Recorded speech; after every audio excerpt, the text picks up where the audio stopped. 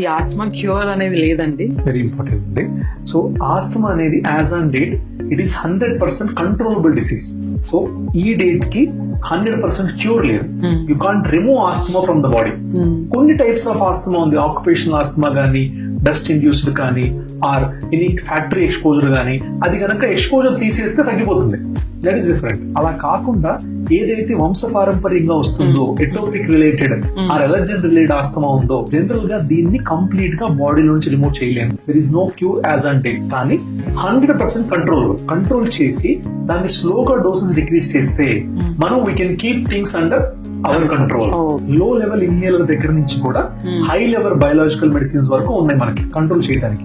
Injections వరకు ఉన్నాయి.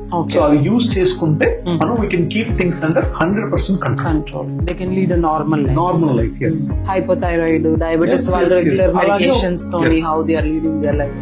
కాబట్టి ఏ ప్రాబ్లం లేకుండా నార్మల్ పర్సన్ ఎంత ఫుల్ పొటెన్షియల్ తో వర్క్ చేయగలరో, ఎంత ఫుల్ పొటెన్షియల్ తో డైలీ యాక్టివిటీ లీడ్ చేయగలరో, అదే పొటెన్షియల్ తో బ్రాంకియల్ ఆస్తమా పేషెంట్స్ కూడా అన్ని ఆస్పెక్ట్స్ లో ఈక్వల్ గా లైఫ్ లీడ్ చేయగలరు. But proper diagnosis, early diagnosis, prompt treatment and apt follow ups, all 4 are important. Regular interval follow ups. అలా ఉన్నప్పుడు nobody can stop it.